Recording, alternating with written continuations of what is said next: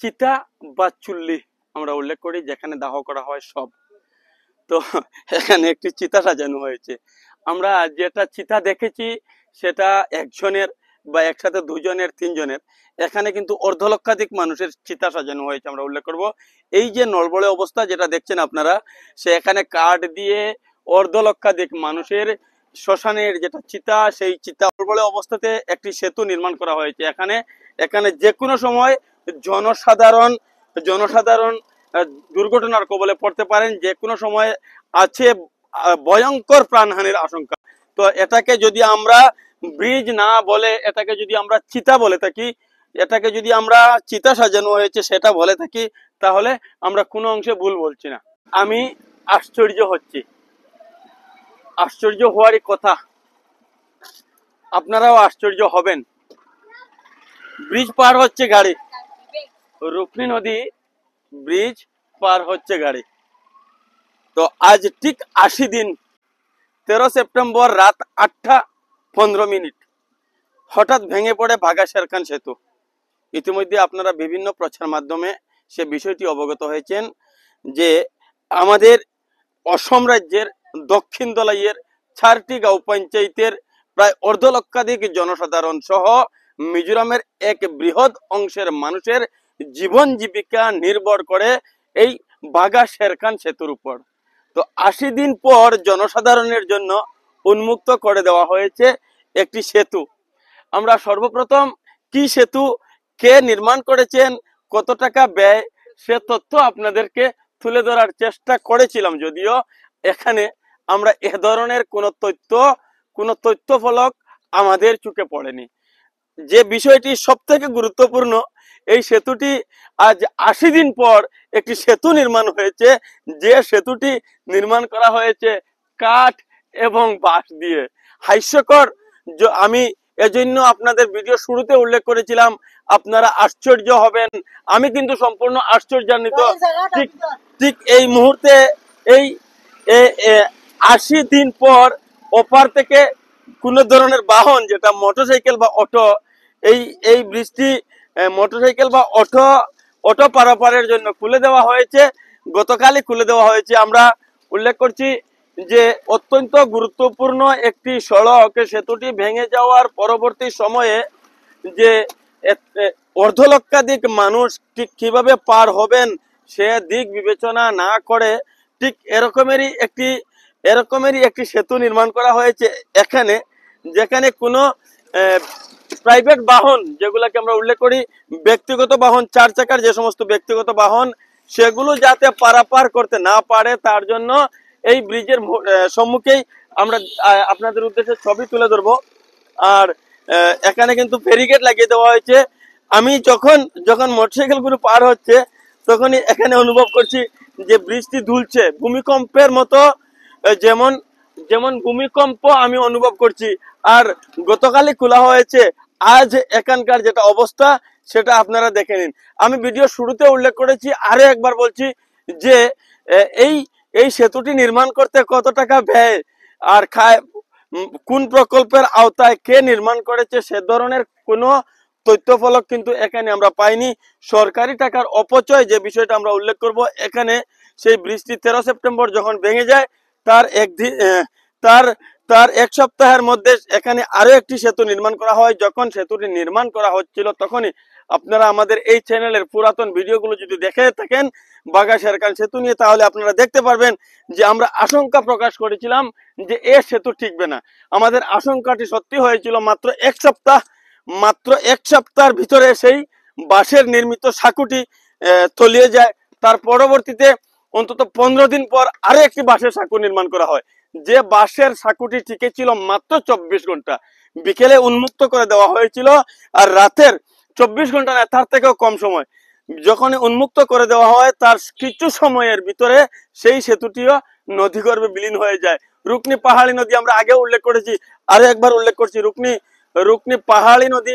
এ নদী কখনো ফুলে উঠে, কখন আবার জল শুকিয়ে যায়, তার কোনো নির্দিষ্ট ইয়ত্তা নেই। এখানে আমি আমার সহযোগী বন্ধুকে অনুরোধ করছি যে ভয়ঙ্কর আরো একটি দুর্ঘটনা প্রবণ আমি উল্লেখ করব যে এখানে এই সেতুটি নিচু করে নির্মাণ করা হয়েছে। আর যেখানে ঠিক এই জায়গা দিয়ে যখনই উপরে উঠার যেটা ব্যবস্থা করে দেওয়া হয়েছে, এখানে আমরা দেখছি যে অত্যন্ত ঢালু। এখানে মোটরসাইকেল এবং অটোরিকশা গুলো যদিও চলাচল করছে, কিন্তু অত্যন্ত ভয়ঙ্কর অবস্থা আমরা উল্লেখ করছি যে যে কোনো সময় এখান থেকে পড়ে গিয়ে দুর্ঘটনার প্রবল আশঙ্কা রয়েছে। ইতিমধ্যে দুই একটি মোটরসাইকেল আমরা দেখেছি যে দুই একটি মোটরসাইকেল অত্যন্ত ঝুঁকি নিয়ে এই জায়গাটি পারাপার করছে। তো আমরা যে বিষয়টি আপনাদের উদ্দেশ্যে তুলে ধরতে চাইছি, যেহেতু সরকারি একটি প্রকল্প, সরকারের কাছে ইঞ্জিনিয়ারের অভাব, যদি ইঞ্জিনিয়ারের অভাব থেকে থাকে তাহলে ঠিক আছে, আপত্তি নেই। তো গ্রামীণ যারা সাধারণ মানুষ, এটা তারাও এর থেকে ভালো কাজ করতে পারতেন। এখানে আমরা যে বিষয়টি উল্লেখ করছি, এটা কোন ইঞ্জিনিয়ারিং এর মধ্যে পড়ছে? ব্রিজের মধ্যে খড় দেওয়া হয়েছে, সম্পূর্ণ খড় এবং বাঁশ দিয়ে সরকারি টাকার অপচয় ছাড়া অন্য কিছু নয়। আমরা উল্লেখ করব যে সরকারি প্রকল্প ছোট হোক আর বড় হোক, আর মানুষের স্বার্থে হোক আর বৃহত্তর স্বার্থে, যে এখানে কিন্তু সেই স্বার্থ দেখা হয় না। এখানে যিনি কন্ট্যাক্ট পেয়েছেন, এখানে যারা বরাত পান, তারা সেই জনসাধারণকে সম্পূর্ণ অন্ধকারে রেখে সেই টাকা সম্পূর্ণ লুটে পুটে খাওয়া, সেটা হোক এভাবের একটি গুরুত্বপূর্ণ সড়ক বা এভাবের একটি গুরুত্বপূর্ণ ব্রিজ, তারা সেটা খড় খুঁটু দিয়ে তোমার চোখে চশমা পরিয়ে, জনসাধারণের চোখে চশমা পরিয়ে জনসাধারণকে অন্ধকারে রেখে তারা কিন্তু এ ধরনের নির্লজ্জভাবে কাজ সেরে নিতে পারে। সেটার বাস্তব উদাহরণ হচ্ছে এই বাঘা শেরখান সড়কের যেটা সেতু ছিল, সেই সেতুটির বর্তমান নির্মাণ কাজ বা বর্তমান অবস্থা। এখানে একজন স্থানীয় মানুষ আমি দেখতে পাচ্ছি, তারা কিন্তু ভুক্তভোগী। উল্লেখ করব, তারা যেদিন বৃষ্টি ভেঙে পড়ে তার পরের দিন থেকে তারা কিন্তু নদী ওপারের মানুষ। তো ওনার কাছ থেকে জানতে চাইবো এই ব্রিজ সম্বন্ধে ওনাদের মন্তব্যটা কি। এখানে 200 টনের লোড রাখিয়া পার্কিং বানানি হয় ব্রিজের। এই যারা পার্কিং বানাইছেন না, একর পর এক 3টা-4টা ব্রিজ বানাইলা, ব্রিজটা 10 দিন 15 দিন যায় না, বাস দিয়ে ওরকম যে সরকারি যে টাকাটা, ও টাকাটা লুটপাট করিয়া টাকা খাওয়ার লাগি, মানুষের স্বার্থর লাগি বানান না কিছু। এখনো যে ব্রিজ বানাইছে, এত অঞ্চলের মানুষ, ডেলিভারি কেসও বলা, অসুস্থ মানুষও বলা লইয়া যাইতো একটা এল্টো দিয়া, তারা যেভাবে কুটি রাখছে, বাসর যে ব্রিজটা বানাইছে, এই ব্রিজে দিয়ে একটা এল্টো পার হইতো না ইমার্জেন্সি। এই ব্রিজটা বানানোর মতলবটা কিটা? এখান থেকে আমরা যদি ঘুরিয়া ওদিকে দোলাই হইয়া যাই, 1 ঘন্টা সময় বেশি লাগে। তো ব্রিজটা সরকারে বারবার ব্রিজ দেয়, তারা বানাইতে বাস দিয়ে বানাইয়া 7 দিন যায় না, 10 দিন যায় না, ব্রিজটা ভাঙ্গি যায়। আর মানুষের এই সমস্যা এখনো দেখুন, যে ব্রিজ তারা বানাইছে, ওখানে তারা কুটি বানাইছে, জাস্ট অটো ভার হয়। আমরা তো এইটা বানানি আর না বানানি তো সমান হয়ে যায়। এই ব্রিজে জানি না কত টাকা, শুনছি 15 থেকে 16 লক্ষ টাকা গ্রান্ট হয়েছে। এই ব্রিজে তো বেশ 2 থেকে 2.5 লক্ষ দিয়া ব্রিজটা বনবো। ওই টাকাটা যদি 15-16 লক্ষ টাকা দিয়ে ব্রিজটা বানানো হইতো, আরামসে ছোট গাড়ি বার হইতো। উল্লেখ করতে চাইছি, এখানে স্থানীয় আরো 2-1 জনের মন্তব্য আমরা নেওয়ার চেষ্টা করব। যে ব্রিজটি, আমরা যখন এই ব্রিজের উপরে রয়েছি, আপনারা আমাদের এই ভিডিওতে দেখেছেন একসাথে 1-2টি করে অটোরিকশা কিন্তু এই ব্রিজ দিয়ে পেরিয়ে গিয়েছে ইতিমধ্যে আমরা দেখছি। তো এই সমস্ত ছোট্ট একটি অটোরিকশা যখন এই ব্রিজের উপরে উঠছে, তখনও কিন্তু ব্রিজটি সম্পূর্ণ ধুলছে। তো এই আর আশ্চর্যজনক যেটা বিষয়, সেটা হচ্ছে এই ব্রিজটি কিন্তু দুর্ঘটনার কারণ হতে পারে। দুর্ঘটনার কারণ আমরা এর জন্য উল্লেখ করছি যে আমি যখনই এই ব্রিজের উপরে আমি নিজে একটু ধুলার চেষ্টা করছি, তখন কিন্তু এই ব্রিজটি সম্পূর্ণ ব্রিজটি দুলে উঠছে। আর এখানকার যেটা অবস্থা, হয়তো কোনো অটোরিকশা, হয়তো কোনো মোটরসাইকেল এই জায়গায় ব্রেক কষেছিল, আর যার কারণে সম্পূর্ণ এই জায়গাটি এখনই গতকালই উন্মুক্ত করে দেওয়া হয়েছে। আর আজ এই অবস্থা। তো এই হচ্ছে সরকারি টাকার অপচয়, যেটা আমরা উল্লেখ করেছিলাম। জনসাধারণের ভাবাবেগ নিয়ে যেটা খেলা করা, সেই বিষয়টা আমরা উল্লেখ করেছিলাম। এই একটি বাহন আমাদের সম্মুখ দিকে ঠিক এই সময়ে ব্রিজে ওঠার চেষ্টা করছে। আমরা দেখছি এখানে কিন্তু যারা এই ব্রিজটি নির্মাণ করেছেন, হয়তো তারা নয়তো ডিপার্টমেন্ট, আমরা জানি না কে বা কাহারা, এখানে একটি ব্যক্তিগত বাহন পেরিয়ে আসার চেষ্টা করছে, নদীর উপরে উঠার চেষ্টা করছে আমরা দেখছি। তো এমন ভাবে তো তিনি কিন্তু একজন একজন রোগীকে নিয়ে যাচ্ছেন। ইতিমধ্যে উল্লেখ করছেন যে এই এই সে অসুস্থ। আমার ছেলে অসুস্থ, কর্কট থেকে নিয়ে আসছে, মেডিকেল নিয়ে গেছে, মেডিকেল মানে কোনো মানে খুঁটি মারি দিচ্ছেন না, আমার জন্য। তো একজন একজন অসুস্থ রোগীকে আমরা উল্লেখ করছি এখানে ঠিক এই সময়ে এই এই বাঁশের যেটা সাঁকু, বাঁশ এবং কাঠ দিয়ে নির্মিত যে সাঁকু, সেই সাঁকু দিয়ে একজন অসুস্থ রোগীকে নিয়ে যাওয়ার একজন ভাই, যিনি উল্লেখ করছেন কর্কট। আমরা আপনাদের উদ্দেশ্যে তুলে ধরছি আসাম মিজোরাম সীমান্তের একদম লাস্ট পোরশন, যেটাকে কর্কট বলে উল্লেখ করা হয়। বৃষ্টির অবস্থা দেখো, একটু একটু যদি গাড়ির টায়ারের দিকে যদি আপনারা লক্ষ্য করেন তাহলে দেখতে পারবেন যে এই এই মানে কি কি অবস্থা রয়েছে ঠিক এ সময়ে এই এই জায়গাটির।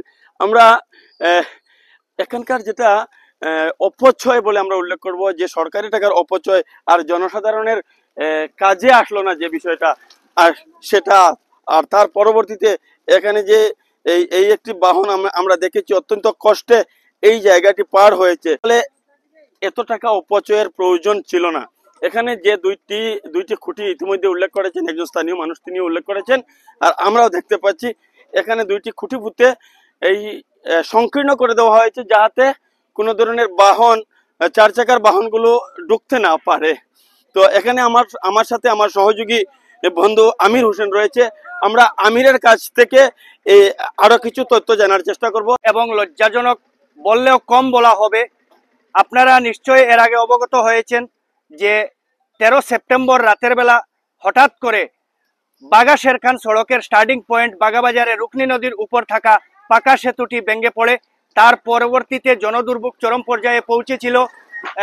Rajnagar GP, Jamalpur GP, Sheorartal GP এবং জীবনগ্রাম জিপি সহ মিজোরামের এক বৃহৎ অংশের মানুষের চলাচলের একমাত্র রাস্তা বাগা শেরখান সড়কের ব্রিজটি ভেঙে পড়ায় জনগণের চলাচলে ব্যাপক অসুবিধা হয়েছিল। যেমন সরকারি কর্মচারী, স্কুল কলেজের ছাত্রছাত্রী, মুমূর্ষ রোগী থেকে শুরু করে সাধারণ মানুষ, ব্যবসায়ী সকলে এবং যানবাহন নিয়ে যারা নিত্যদিন চলাচল করেন তারা ব্যাপক সমস্যায় পড়েছিলেন। প্রাথমিকভাবে স্থানীয়ভাবে রুকনি নদীর উপর কয়েকটা নৌকা দিয়ে নদী পারাপার করতে হয়েছিল মানুষকে। পরিমল শুক্লবৈদ্য সহ বিভিন্ন রাজনৈতিক দলের প্রতিনিধিরা এখানে এসেছিলেন, মিথ্যা প্রতিশ্রুতি দিয়ে জনগণকে আশ্বস্ত করেছিলেন যে শীঘ্রই বৃষ্টি নির্মাণ হবে।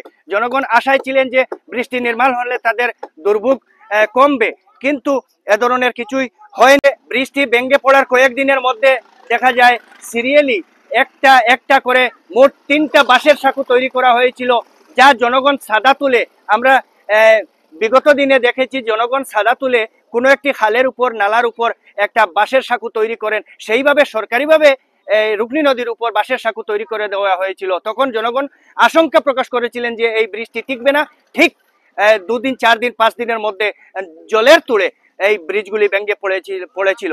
পরবর্তীতে আমরা এই মুহূর্তে যে তথ্য সংগ্রহ করতে পেরেছি পূর্ত বিভাগ থেকে, রুকনি নদীর উপর পাকা সেতু নির্মাণ ইনক্লুডিং সাবওয়ে নির্মাণের জন্য 3,26 লক্ষ টাকা মঞ্জুর করা হয়েছে। আবারও উল্লেখ করছি, একটি পাকা সেতু এবং ইনক্লুডিং সাবওয়ে নির্মাণের জন্য পূর্ত বিভাগ থেকে 3,26 লক্ষ টাকা মঞ্জুর করা হয়েছে। যে বা যারা এই সাবওয়েটি নির্মাণ করেছেন, বর্তমানে জনগণের চলাচলের জন্য, জনগণের দুর্ভোগ লাঘব করার জন্য যে সাবওয়ে নির্মাণ করা হয়েছে, তা পূর্ত বিভাগের এস্টিমেটের মধ্যে কোনো ইঞ্জিনিয়ার যে এ ধরনের এস্টিমেট তৈরি করতে পারেন যে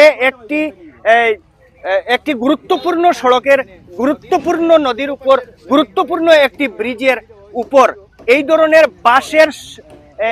বাঁশের চাটাই দিয়ে, নিচে আবার খের দিয়ে যে একটা ব্রিজ থাকতে পারে, তাও আবার পূর্ত বিভাগের এস্টিমেট মতে, তা আশ্চর্যজনক এবং লজ্জাজনক। এটা আমি কোনোদিনই শুনিনি যে পূর্ত বিভাগ এ ধরনের স্কিম গ্রহণ করতে পারে। এটা নড়বড়ে তো নড়বড়েই, যে কোনো সময় জনগণের প্রাণহানির আশঙ্কা রয়েছে, যান দুর্ঘটনার আশঙ্কা রয়েছে, দুর্ঘটনার কবলে পড়ার, প্রাণহানি ঘটার আশঙ্কা রয়েছে। কেননা ইতিমধ্যে আপনারা ক্যামেরায় লক্ষ্য করেছেন যে ব্রিজটিতে একটা 3 চাকার বাহন, অটো কিংবা বাইক উঠার পর দুলছে। যেমন ভূমিকম্প হচ্ছে, এ ধরনের ব্রিজে উঠার পর বোঝা যায় যে ভূমিকম্প হচ্ছে। একটা বাইক যাওয়ার ক্ষেত্রে কিংবা তো অটো যাওয়ার সময় যদি ভূমিকম্প হয় এ ধরনের, আর হয়েছে কাঠের পোস্ট দেওয়া হয়েছে, মধ্যবর্তী অংশে, নদীর ঠিক মধ্যবর্তী অংশে এতটুকু ফাঁকা রাখা হয়েছে, আর বাম্বু দিয়ে সেখানে এই ফাঁকার মধ্যে বাম্বু দিয়ে ঢিক দেওয়া হয়েছে, যা বাঁশের মধ্যে টিকে রয়েছে এই ব্রিজটি। যে মধ্যবর্তী অংশে কোনো যানবাহন ওঠার পর যে কোনো সময় মধ্যবর্তী অংশ নদীর গর্ভে ভেঙে পড়তে পারে, সেই আশঙ্কা উড়িয়ে দেওয়া যায় না। ঠিক এই মুহূর্তে যখনই ভিডিওটি ধারণ করছি তখনই আমাদের সম্মুখে চলে এসেছেন, আমরা দেখতে পাচ্ছি এখানে দুইজন জনপ্রতিনিধি আমরা উল্লেখ করব। এক নম্বরে আছেন এখানে রাজনগর গাঁও পঞ্চায়েতের গতবারের নির্বাচিত আঞ্চলিক পঞ্চায়েতের একজন সদস্য আছেন। ঠিক এই সময়ে জামালপুর গাঁও পঞ্চায়েতের আঞ্চলিক পঞ্চায়েতের সদস্য, যিনি যদিও স্বতন্ত্র হিসেবে নির্বাচন লড়েছিলেন, পরবর্তী সময়ে কিন্তু সেই শাসক দলে যোগদান করেন। আর ঠিক এ সময়ে তিনি এখানে অবস্থান করছেন। আমরা তার কাছ থেকে যে গত 13 সেপ্টেম্বর থেকে আজকে অবধি তারা নদী ওপারের মানুষ হিসেবে কি ধরনের ভোগান্তির শিকার হয়েছেন, আর বর্তমান এই যে সেতু রয়েছে, যে সেতুটি যে সম্পূর্ণ অপরিকল্পিতভাবে সরকারি টাকার অপচয় করা হয়েছে, সে সম্বন্ধে উনার মন্তব্য আপনাদের উদ্দেশ্যে তুলে ধরার চেষ্টা করছি। কি বলবেন আপনি এটা নিয়ে? বর্তমানে আমরা এখানে শুনতে পারলাম কয়েকদিন পরে যে এখানে একটি কাঠের সেতু নির্মাণ হচ্ছে, শুনে আমরা অত্যন্ত খুশি হয়েছি। আজকে সেই কাঠের সেতুর কাজ সম্পূর্ণ হয়েছে শুনে আমরা এখানে আজকে উপস্থিত হয়েছি। যে বাগাবাজার আমরা খুশি হয়েছিলাম যে আজকে আমরা বাগাবাজারে একটি ছোটবেলা একটি যানবাহন নিয়ে আমরা বাগাবাজারে বাজার করতে পারবো, কিন্তু এখানে এসে দেখে আমি আশ্চর্য হলাম। আমরা অনেক সময় সোশ্যাল মিডিয়াতে দেখেছি মানুষ প্রতিবাদ করছে যে একটা কাঠের সেতুর উপর বাঁশ দিয়ে কিভাবে সেতু নির্মাণ করা সম্ভব, কিন্তু আজকে আমি প্রত্যক্ষ নিজে এসে দেখতে পেলাম যে ঠিকই এখানে কাঠের মানে খুঁটার উপরে লোকাল বাম্বু দিয়ে ওনারা সেই সেতুটি নির্মাণ করেছে। সেটা দেখে নিজের মনের মধ্যে একটি আক্ষেপ এসেছে যে একটি কাঠের সেতুর উপর কিভাবে বিভাগীয় কর্তৃপক্ষরা যে কাঠের সেতুর উপরে কিভাবে বাঁশ দিয়ে সেই সেতুটি নির্মাণ করলো। সেটা দেখে আমি ব্যক্তিগত হিসাবে জনসাধারণের পক্ষ থেকে আমি বিভাগীয় কর্তৃপক্ষের কাছে এদেরকে আমি নিন্দা জানাচ্ছি। কেন নিন্দা জানাচ্ছি? যে একটি কাঠের সেতুর উপর যদি একটি অটো গাড়ি 2-4 জন প্যাসেঞ্জার নিয়ে যদি উঠে, তাহলে মানুষের প্রাণের একটা আশঙ্কা আছে। আজকে বারবার বাঁশের সেতু আমরা দেখছি আমাদের সম্মুখে, বাঁশের সেতু ভেঙে পড়েছে 2-3 বার ভেঙে পড়েছে। আকাশে বৃষ্টির আসলেই, জমিনে বৃষ্টি পড়ার আগেই বা বাঁশের সেতু ভেসে যায়। সেই সেতু আমাদের বেশে যাবে না বলে কি আমাদের সম্ভব?